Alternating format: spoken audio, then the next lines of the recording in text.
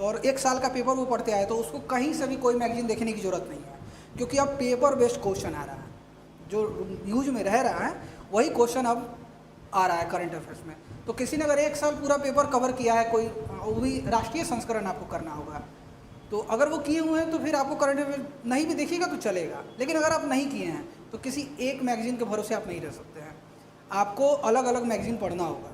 तो अगर सर जो प्रोवाइड कराए हैं करंट अफेयर्स के लिए वो आप देखिए, और उसके अलावा जैसे मैं हमेशा 4 मैगजीन देख के जाता हूँ, जो ईयरली आता है वो 4 में देख के जाता हूँ। परीक्षा मंथन देख लेता था, घटना चक्र देखता था, और एक बिहार स्पेशल कोई भी निकाला हो तो मैं उसको देख के जाता था। तो 4 मैगजीन में हर बार एग्ज़ाम में देख के गए। किसी एक मैगजीन के भरोसे रहिएगा तो करंट अफेयर्स नहीं टच होगा, क्योंकि अलग लेवल का ही करंट अफेयर्स जो है थोड़ा वो एकदम न्यूज़ बेस्ड पूछ रहा है। और तैयारी के दौरान हम जानते हैं कि हम लोग कितना पेपर पढ़ पाते हैं। पेपर पढ़ते भी है तो एक नज़र बस देखा वैसे ही हो जाता है, लेकिन आपको पेपर नहीं देखे तो 3-4 मैगजीन आपको करके जाना है। ये है कि श्योर आपका प्रीलिम्स होना है तब। अब ये सोचिए कि अच्छा थोड़ा सा कर लेते हैं, इतना में हो जाएगा, ये मत सोचिए। प्रीलिम्स के लिए कभी माइंडसेट नहीं होना चाहिए कि हम जितना किए उतना में हो जाएगा। प्रीलिम्स के लिए आपके अंदर की जो कैपेसिटी होती है वो और ऐसी होनी चाहिए कि थोड़ा और हम देखें, थोड़ा और देखें। प्रीलिम्स ऐसा ही है, आप जितना देख के जाइएगा उतना कॉन्फिडेंस होगा, जितना कॉन्फिडेंस होगा एग्ज़ाम हॉल में उतना बेटर करिएगा। और रहा बात एग्ज़ाम हॉल में क्या करना, देखिए आप तैयारी अच्छा करके जाइएगा, लेकिन होता है कि एग्ज़ाम हॉल में कभी कभी आप अच्छा परफॉर्म नहीं कर पाइएगा। तो उसके 2-3 रीज़न होते हैं, वो समझिए कि वो गलती आपको नहीं करना। पहले कि अगर आप जैसे हॉल में एंटर कर गए, आप किसी से बात मत करिए। ये मैं फॉलो करता हूँ कि मतलब एग्ज़ाम देने तक मैं किसी से कुछ भी बात नहीं करता हूँ। बगल वाला बोलेगा भी तो सिंपली हम ऐसा रिप्लाई करेंगे कि भाई हमको अभी बात करने का इच्छा नहीं है, तो मैं बात नहीं करता हूँ। माइंड स्थिर होना बहुत जरूरी है उस समय।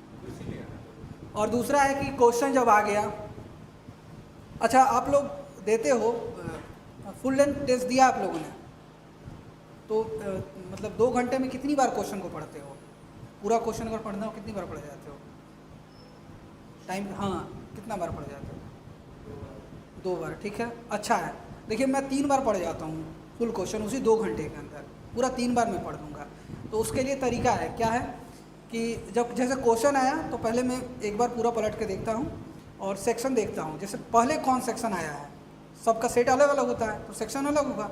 अगर पहला सेक्शन में मुझे लगा कि 3-4 क्वेश्चन पढ़ रहा हूँ और नहीं बन रहा है, मतलब नहीं पता है, तो मैं उस सेक्शन को नहीं देखता हूँ। फिर मैं पीछे चला जाऊँगा, कहीं बीच में चला जाऊँगा, उसको फिर मैं नहीं देखूँगा, वो लास्ट के लिए छोड़ दिया मैंने। पीछे या बीच में चला जाऊँगा और फिर वहाँ से मैं क्वेश्चन को देखता हूँ। अगर आपको लगे कि आपके लिए फ़ायदेमंद है तो करिए। और फिर जब आप क्वेश्चन देखें और आपने बनाना शुरू किया तो आप पहले तो पूरा क्वेश्चन करते ही जाओगे। तो मैं करता हूँ कि फर्स्ट मेरा जो पहला राउंड है तो वो मैं देखता हूँ कि श्योर शॉट में कितना कर पा रहा हूँ। तो ये मेरा माइंड क्लियर करेगा कि हमको अटैम्प्ट कितना लेना है, क्योंकि नेगेटिव मार्किंग की है। तो पहला राउंड में पूरा क्वेश्चन बनाते जा रहा हूँ तो ये देखता हूँ कि श्योर शॉट, मतलब हम श्योर है कि यही आंसर है। हालांकि उसकी भी एक्यूरेसी 95% तक होती है, 5% तो कुछ इधर उधर हो ही जाता है। तो वो मैं देखता जाता हूँ, जो बनता जाता है मैं उसको बनाते जाता हूँ कि हाँ ये है, बना लिया। लेकिन श्योर शॉट कन्फ्यूजन वाला क्वेश्चन नहीं। हाँ, फिर पढ़ा क्वेश्चन, अब है कि 50-50 में हम पढ़ तो रहे हैं क्वेश्चन, तो है कि दो ऑप्शन एलिमिनेट हो गया, 2 बचा हुआ है, क्या करेंगे? तो उसको हम एक मार्क दे देते हैं कि ये 50-50 वाला है, उसका एक अलग मार्क दे दिए कि 50-50 वाला एक क्वेश्चन है। फिर है कि क्वेश्चन समझ ही नहीं आया, इसका आंसर नहीं पता है, उसको मैं राउंड दे देता हूँ, मतलब इसमें मुझे कुछ नहीं पता है। तो पूरा कर लिया, गोला भी भर दिया जितना। अब मैं काउंट कर लेता हूँ कि कितना मैंने पहली बार में किया है। मुझे लगा कि मैं ठीक कर लिया हूँ, तो जिसमें मुझे कोई आइडिया नहीं है मैं उसको अटैम्प्ट ही नहीं लूँगा। और वो ज़्यादा क्वेश्चन नहीं होंगे, वो क्वेश्चन होंगे आपके पास 15-20 ऐसे क्वेश्चन होंगे जिसमें कोई आइडिया आपको नहीं लग रहा है, तो मैं उसमें अटैम्प्ट फिर नहीं लेने जाऊँगा। जो 50-50 है उसी में मैं अटैम्प्ट लूँगा। मैं हमेशा देखिए 125 से 30 क्वेश्चन अटैम्प्ट करता हूँ और उसी में मेरा 100 के पास नंबर होता है।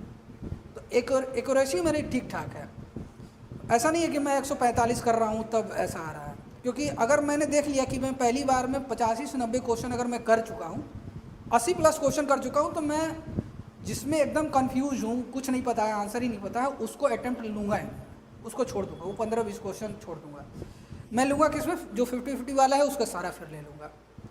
अगर आपको लगा कि आप पहली बार में ही अच्छा नहीं हो पाया, नहीं बना पाए हो, आप 70-75 कर पाए हो, या फिर 65 से 70 के आसपास हो, तो फिर तो आपको लेना है अटेम्प्ट। आप तो समझ गए हो कि इसमें कम हुआ है, तो फिर आप अटेम्प्ट लेने के लिए फ्री हो, आप लो।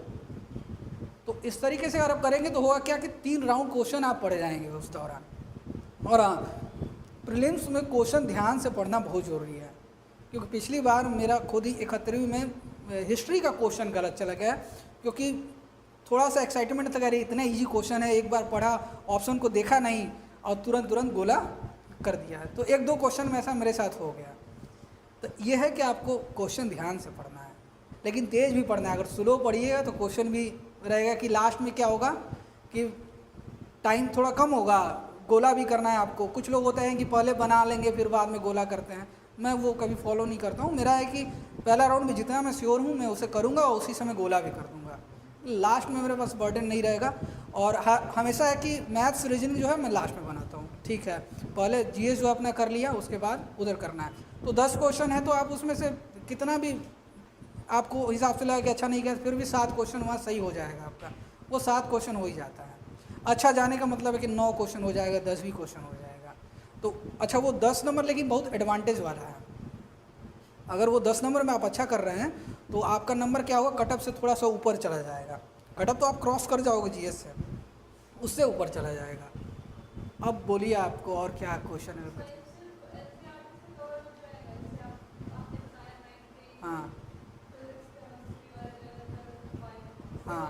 हाँ, मतलब बायो तो श्योर है कि आप 11-12 करके जा रहे हैं तो आपको कुछ और देखने की ज़रूरत नहीं है। हाँ, एनसीईआरटी देख के जा रहे हैं तो एकदम उतना में ही क्वेश्चन आपका सिमट जाएगा, वहीं से आ ही रहा है क्वेश्चन, तो वो हो जाएगा। 9-10 जब आप बात करिए केमिस्ट्री और फिजिक्स की, तो 9-10 करना ही है, लेकिन हम क्या बोले कि कुछ सेक्शन आपको जाके 11-12 एनसीईआरटी को देखना होगा। जैसे इनऑर्गेनिक तो देखना ही चाहिए आपको, वहाँ पे जितनी सॉल्ट वगैरह की बात की गई है वो सब एग्जाम्पल में क्वेश्चन आ जाते हैं, तो वो आपको करना है। और फिर अगर ऑर्गेनिक में जिनका इंटरेस्ट हो, ऑर्गेनिक में वो लोग नहीं जाएंगे जिनकी केमिस्ट्री में इंटरेस्ट नहीं है, तो वो लोग नहीं जाएंगे, फिर वो एक तो बोरिंग भी लगेगा और थोड़ा सा वहाँ काम भी करना पड़ेगा। तो आप वहाँ पे रिएक्शन और क्या बन रहा है, क्योंकि अब क्वेश्चन इधर मुड़ चुका है कि आपसे वो। और एक चीज़ है, एनसीईआरटी में देखिएगा बॉक्स बना होता है, वो बॉक्सेस से सवाल आते हैं, तो बॉक्स पे ध्यान देना है आपको। जो बॉक्स बना होता है, बहुत लोग बॉक्स नहीं पढ़ते हैं। अच्छा, बॉक्स में जो एग्जाम्पल बच्चों की तरफ समझाया गया है वही क्वेश्चन में आ जाता है, तो वो बॉक्स आपको ध्यान में रखना है कि केमिस्ट्री का जो बॉक्स है वो उसको पढ़ना ही है। और अगर कुछ देखिए, प्रीलिम्स की तैयारी हॉलिस्टिक है, आपको सब पेपर को बढ़िया से करके जाना होगा। मतलब आप ये नहीं सोच सकते कि मेरा हो गया है काम, ये नहीं। हाँ, फिर मेंस सेलेक्टिव है। मेंस के लिए क्या है कि आप माइंड सेट रखिए कि हमको इतना ही मटेरियल तैयार करना है मेरा, और उतना ही में हो जाना है, और उतना में आप अच्छा कर लेंगे। एक जैसे मान लीजिए आप डेटा चार्ट ही बनाइएगा, तो आप साल भर में जो चीज़ें चल रही हैं उनका कुछ अच्छा डेटा निकाल के आप रख लिए, तो आपके पास मान लीजिए 50 भी डेटा है, तो 50 डेटा आपका सब पेपर में कहीं ना कहीं यूज हो जाना है, वो आप यूज कर लीजिएगा। तो वहाँ सेलेक्टिव है, लेकिन प्रीलिम्स सेलेक्टिव नहीं है। यहाँ आप ये नहीं कहते हैं कि अरे इसको नहीं करेंगे तो कुछ, आपको ज़्यादा से ज़्यादा करके जाना चाहिए। हाँ हाँ, घटना चक्र से प्रैक्टिस लगाइए। हाँ हाँ, लेकिन अभी देखिए घटना चक्र होता क्या है, जब एग्ज़ाम होता है तब वो अपडेट करते हैं ना। तो जैसे ये हुआ है 71वीं हुआ, तो उसका अपडेट अब आएगा, अब जो आएगा मान लीजिए किन्हीं के पास पुराना है तो वो नहीं है। तो एनसीईआरटी जब आप पढ़े रहिएगा ना, तो क्वेश्चन डील आप कर पाइएगा, आप कर लेंगे। साइंस के लिए वो काफ़ी है। 11-12 अगर बायो आप तैयार करके जा रहे हैं, और अच्छा ये भी सारा सब्जेक्ट भी तैयार नहीं करना है। जैसे उसमें एक पेडिग्री चैप्टर है, उसको करने की कोई ज़रूरत नहीं, उसे कभी क्वेश्चन नहीं आना है। लेकिन आप वहाँ पे फिर जेनेटिक्स का जो एक है वो आप जरूर करके जाएंगे वहाँ पे। फिर जो जहाँ प्रोटीन सिंथेसिस की बात की गई है जिस चैप्टर में, बायोमोलिक्यूल से करके चैप्टर है, वो आपको करके जाना है, वहाँ से क्वेश्चन है और आगे भी आएगा। तो आपको जो है वहाँ पे चैप्टर सेलेक्ट करना होगा, कौन चैप्टर हम करके जाएँ। तो चैप्टर तो ज़्यादा है, सब तो नहीं करना है। अब जैसे 11th में आप आइएगा, तो 11th में 2 सेक्शन आप अच्छा से करके जाइए, ह्यूमन फिजियोलॉजी, प्लांट फिजियोलॉजी, ये 2 बढ़िया से करके जाइए। बाकी और सब छोड़ दीजिएगा 11th में, तो कोई दिक्कत नहीं है। वहाँ से क्वेश्चन अगर आना भी है तो एक आएगा या नहीं भी आएगा। एक बस आता है कि एक चैप्टर में जहाँ पे है ट्रांसफॉर्मेशन की बात की है कि लिप्स ट्रांसफॉर्म होता है किस में, मॉडिफाइड रूट क्या है, तो ये जो चैप्टर है वहाँ से सवाल हर बार रहता है और हर बार रहेगा। तो वो चैप्टर आपको चैप्टर सेलेक्ट करना होगा। लेकिन प्लांट फिजियोलॉजी, ह्यूमन फिजियोलॉजी, ये दोनों आपको करके जाना होगा। अच्छा समीर, आप ये बताइए बच्चे खुद को मोटिवेट कैसे रखें, ये सबसे रहता है क्योंकि आपका लंबा अनुभव हर लंबा टाइम लगा है, तो उसके लिए जरूर बताइए। और पेशेंस कैसे बनाए रखें? देखिए, आप जिस तैयारी में आए हैं, इसका पहला बेसिक रूल है कि आप में आपके अंदर पेशेंस होना चाहिए। ये पहला रूल है इसका, और ये इसको अवॉइड आप कर ही नहीं सकते हैं। किन्हीं का पहला बार में हो जा रहा है तो वो बहुत, देखिए जो रिजल्ट होता है उसके लिए कई सारे कॉम्बिनेशन चाहिए। सिर्फ आपकी पढ़ाई आपका रिजल्ट नहीं लेके आएगी, वो प्रॉपर कॉम्बिनेशन है कि आपने जो पढ़ा क्वेश्चन उसी में से आ गया, आप एग्ज़ाम के दिन गए, आपका हेल्थ अच्छा है, आपका माइंडसेट अच्छा है और क्लासरूम का माहौल अच्छा है। मैं ऐसे लोग को जानता हूँ जो अभी एसडीएम होते हैं, लेकिन मेंस में उनके साथ ऐसा क्या हुआ कि उनका जो बगल में उनका जो बैठा था वो उनसे झगड़ा कर लिया। अब उस झगड़े के कारण उनका एक क्वेश्चन कंप्लीट छूट गया 38 नंबर। तो वो एसडीएम होता 38 नंबर में अगर उसका आया रहता तो, लेकिन नहीं हो पाया, लेकिन रिजल्ट हुआ है उसका।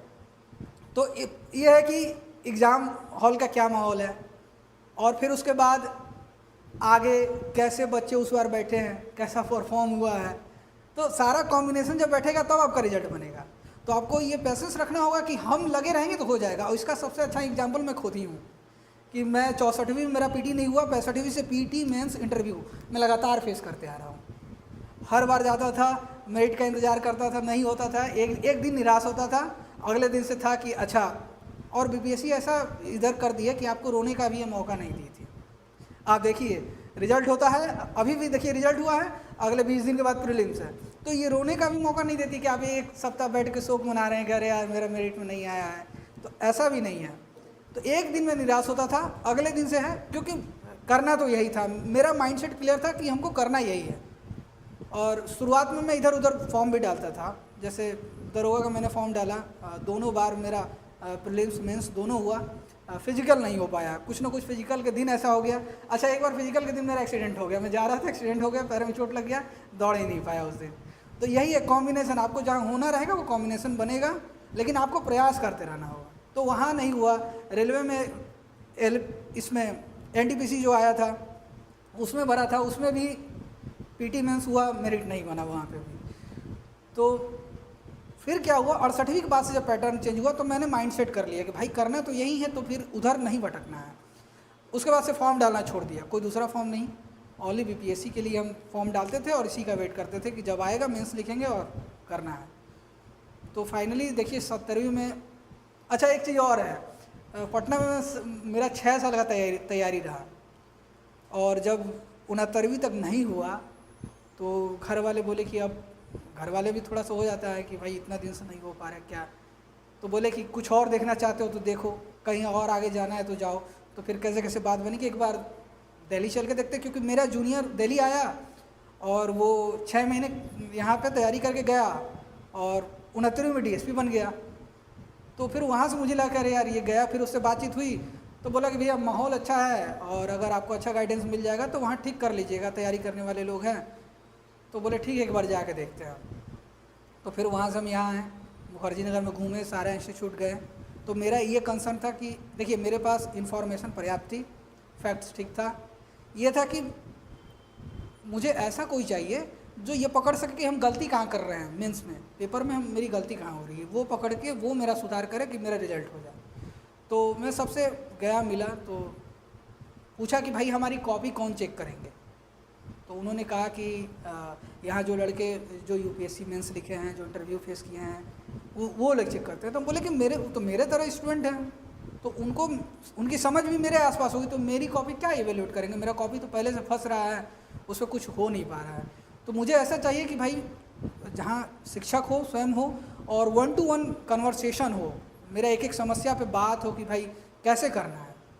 तो फिर हम यहाँ किसी से पूछा नहीं थे, सर से आए, इंक्वायरी किए, सर से बात किए, तो सर खुद बोले कि हाँ हम ही यहाँ क्लास लेते हैं। तो मेंटरशिप के बारे में पता चला, तो बोले कि 1 to 1 बात होगी आपसे, आप कॉपी लिखेंगे, उसी दिन मैं देखूंगा, अगर मौका रहा तो उसी दिन देखूंगा, अगले दिन देखना रहूँगा, आपको बुला लूँगा और सामने चेक करके फिर बात होगी आपसे कि आप कहाँ कर रहे हैं। तो मुझे यहाँ लगा कि हाँ यहाँ मेरा काम हो सकता है, तो हम जुड़ गए सर से। फिर उसके बाद हुआ कि जितना, और एक चीज़ मेरे में, और मेरा रिजल्ट होने का एक दो बड़ी कमियाँ थी। एक, मैं कम पढ़ता था, और दूसरा ये था कि मुझे लिखना अच्छा नहीं लगता है। मतलब अभी थोड़ा सा आदत बन गया है।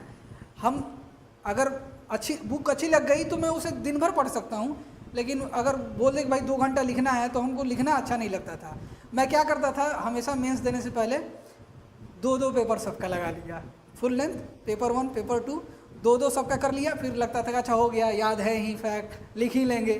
लेकिन एग्ज़ाम हॉल का तो कंडीशन अलग होता है, वहाँ प्रेशर होता है। अच्छा, क्वेश्चन भी आप जो यहाँ लिख रहे हैं तो वो क्वेश्चन आप रिलैक्स में हैं, और क्वेश्चन भी आप पुराना लिख रहे हैं। आप आगे जाइएगा, देखिए इस बार का 71वीं का मेंस का क्वेश्चन देखिएगा। आदमी को पहले तो ये समझने में टाइम लगेगा भाई उस क्वेश्चन में वो पूछना क्या चाह रहा है, क्या लिखवाना चाह रहा है। 3 से 4 लाइन का क्वेश्चन है, उसको आप पढ़िएगा, उसमें आपको निकालना है कि अच्छा पूछा क्या गया है, क्योंकि वो है स्टेटमेंट। क्वेश्चन एक ही है उसमें, लेकिन वो पूरा स्टेटमेंट है। अब क्वेश्चन क्या है ये आपको समझने में थोड़ा समय लगेगा कि अच्छा पूछा ये जा रहा है, तो डिमांड के अनुसार तब आप लिख पाइएगा। तो ये मेरे से नहीं होता था कि भाई क्वेश्चन का डिमांड क्या है। मतलब टॉपिक हमको समझ में आता था कि ये टॉपिक है, राष्ट्रपति से है, राज्यपाल से क्वेश्चन पूछा गया है, ये समझ में है। लेकिन अच्छा पूछा क्या है, कक्ष क्या है उसका, ये नहीं समझ में आता था कि जो हम लिखेंगे ऑन डिमांड चला जाए, तो वो नहीं होता था। तो सर के साथ 2-3 मेजर सुधार हुआ। पहला ये कि सर हमको हेडिंग बनाना सिखा दिया। मेरा ये था कि हेडिंग अच्छा नहीं बनता था, जैसे पॉइंट वाइज में या डील करना है हमको, तो सर बोले कि देखिए हेडिंग ऐसा होना चाहिए कि जो क्वेश्चन से टैली करे, जो क्वेश्चन पूछा जा रहा है हेडिंग उसी का अनुरूप होना चाहिए। हेडिंग आप कुछ अलग बना दीजिएगा, अंदर आप अच्छे लिखे हुए हैं लेकिन हेडिंग आपको अच्छा नहीं लग रहा है, तो जो चेक करेंगे वो इंटरेस्ट नहीं लेंगे, उनको लगेगा अरे समझ ही नहीं पाया है, तो ऐसे टिक लगा के चले जाएंगे, नंबर कम देंगे। तो सर हेडिंग बनाना सिखाए। फिर उसके बाद सर बोले कि आप कंटेंट देते हो लेकिन आपका कंटेंट छुप जाता है, कंटेंट कैसे दिखाना है, तो उसके लिए सर तरीका बताए। तो फिर मेरा कंटेंट दिखने लगा, मतलब कोई कॉपी उठाएगा तो जो मेजर कंटेंट है वो दिख जाएगा, तो वो सुधार हो गया। और राइटिंग में सर बहुत बोले, हम भी बहुत कोशिश किए, लेकिन राइटिंग मेरी अभी भी लेकिन थोड़ी सुधर गई है, लेकिन उसी आसपास है, राइटिंग नहीं सुधर पाया है। लेकिन इस पर हम अभी भी लगे हुए हैं कि अगली बार अब लिखेंगे तो अच्छे राइटिंग में थोड़ा लिखें, लेकिन पिछले की अपेक्षा ठीक राइटिंग में लिखा गया है। तो इसीलिए इस बार रिजल्ट भी हो गया कि अच्छा वो पढ़ लिए होंगे क्या। अरे क्या बड़ा गंदा लिखते हैं। हाँ कॉपी सर के पास है, और देखिएगा मतलब ऐसा है कि मेरी कॉपी से मैडम पढ़ पाती है ठीक से, उनको हैबिट हो गया, वो समझ जाती है कि हम क्या लिखे हैं। सर से तो हमको बताना पड़ता है कि अच्छा सर ये लिखे हैं हम, लेकिन मैडम समझ जाती है कि अच्छा ये लिखे हुए हैं, ये शब्द है यहाँ पे। NCERT मेंस, हाँ नहीं देखिए मेंस और प्रीलिम, हाँ मेंस और प्रीलिम्स बिल्कुल अलग चीज़ें हैं। आपको अगर जब मेंस का प्रिपरेशन तो पहले करना चाहिए, और मेंस प्रिपेयर करने का सबसे बेसिक रूल है कि आपका जो नोट्स कंप्लीट होना चाहिए। देखिए हम आज तक नोट्स नहीं बना पाए, और इसलिए भी मेरा सिलेक्शन थोड़ा ये, क्योंकि लिखने की आदत नहीं है तो नोट्स कौन बनाएगा बैठ के। हम बैठ के सिर्फ याद कर लेते थे कि हाँ याद है मुझे, जब ज़रूरत होगा तो मैं लिख लूँगा। लेकिन होता क्या है कि जब आप यहाँ से 100% करके जाइएगा, एग्ज़ाम हॉल में 55% 60% इतना ही दिमाग में आता है। अच्छा होगा क्या, कभी कभी लगेगा कि बढ़िया एग्जाम्पल छूट गया है, आपका क्वेश्चन कंप्लीट हो गया, अब क्या करिए, लिख तो कहीं सेट हो नहीं सकता है, तो बाद में लगेगा अरे यार ये एग्जाम्पल दिए रहते तो कितना अच्छा लगता, ये सटीक एग्जाम्पल था, अच्छा था। तो इसके लिए है कि भाई आपका नोट्स कंप्लीट हो जाना चाहिए, पहले सब सब्जेक्ट का नोट्स अच्छा से आप तैयार कर लिए। और नोट्स तैयार क्या करना है, आपको टॉपिक तैयार करना है। जैसे आप राष्ट्रपति पढ़ रही हैं तो राष्ट्रपति का हर एंगल, जितना एंगल है उनका, उनकी शक्तियाँ से लेके सब कुछ, और प्लस जजमेंट जो आया हुआ है राष्ट्रपति को लेके, कुछ अच्छे जजमेंट होने चाहिए, और लॉ कमीशन का रिपोर्ट वगैरह है, सब तो नहीं करना है, बस एग्जाम्पल के फॉर्म में एक लाइन का बस आपको याद रहना चाहिए। जैसे अगर मेंस अच्छा करना है तो क्या होता है कि आप जो लिख रहे हैं उसका सबूत दीजिए, ये पैटर्न होता है। आप जो लिखे उसको आपको प्रूफ करना है कि ये चीज़ है, तो कैसे करिएगा, एक एग्जाम्पल देना होगा। आप एक पैरा लिखे, लास्ट में एक एग्जाम्पल दे दिए कि इसका एग्जाम्पल मतलब ये यहाँ पे है, यहाँ पे ऐसा कहा गया है, यहाँ पे ये है। और मेंस के लिए जैसे अगर टाइम मिलेगा तो आपको थोड़ी अलग किताबें पढ़नी चाहिए, मतलब मुझे ये लगता है। हाँ, जैसे मैंने इस बार क्या किया कि मैं इस बार फ़िलॉसफ़ी पढ़ा थोड़ा, वेस्टर्न फ़िलॉसफ़ी, इंडियन फ़िलॉसफ़ी दोनों पढ़ा। तो इस बार का जो मैं लिख के आया हूँ 71वीं का, तो मेरा ऐसे हमको लगा कि अच्छा गया है, मतलब पिछले की अपेक्षा, क्योंकि अब मेरे पास फ़िलॉसफ़ी का भी थोड़ा सा नॉलेज है, कॉन्सेप्ट है, और स्टेटमेंट है। सबसे बड़ी बात है कि स्टेटमेंट जब आप ऐसे लिखिएगा, और ऐसे ही नहीं, आप क्वेश्चन भी लिखिएगा ना, तो उसमें भी अगर कोई स्टेटमेंट यूज हो रहा है तो कर लेना है।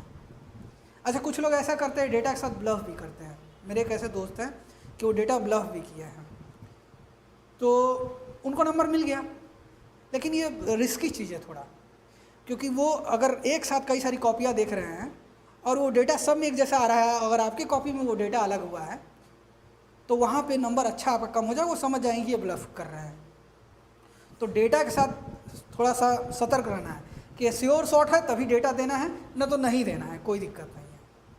और मेंस के लिए आपको 2-3 सेक्शन में बांटना चाहिए चीज़ों को। जैसे एक है आपका कोर टॉपिक तैयार है, अब उसका एक है दूसरा पार्ट होता है श्रृंगार वाला, कि उसको सजाना कैसे है।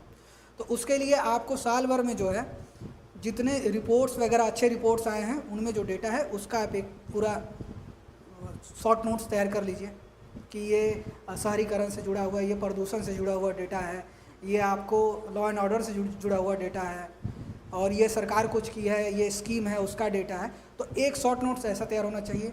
एक शॉर्ट नोट्स आपके पास होना चाहिए कि स्टेटमेंट का, अच्छे स्टेटमेंट का आपके पास शॉर्ट नोट्स तैयार होना चाहिए, कि आप कभी भी फ्री टाइम जब आप नहीं पढ़ रहे हैं, कुछ आपको मन नहीं लग रहा है, तो बैठ के स्टेटमेंट ही पलट रहे हैं कि सारा स्टेटमेंट हम देख रहे हैं क्या है, ये आपका तैयार होना चाहिए। अगर इस तरह से आप तैयारी करिएगा तो आप मेंस के लिए बहुत ठीक तैयार रहिएगा। और जैसे मेंस नज़दीक आएगा, अगर आप मेहनती हैं तो क्या करिएगा, सबका बुलेट फॉर्म बना दीजिएगा। कि जैसे एग्ज़ाम के दिन हम लोग का मन तो मानता नहीं है, लगता है कि अभी 1 घंटे बाद बैठना है, तो अभी भी सोचते हैं कि कुछ पढ़ ही ले, कुछ देख ही ले, ये वाली बात होती है। तो अगर नोट्स डिटेल में है तो आप उस समय तो देख नहीं पाएंगे। तो उसी चीज़ का बुलेट फॉर्म आपके पास अगर तैयार है तो आप एक नज़र में सिर्फ देखते जाइएगा कि मेन प्रोविज़न क्या है, वो दिमाग में रहेगा, आप हॉल में जाके लिख लीजिएगा। यही करना होता है।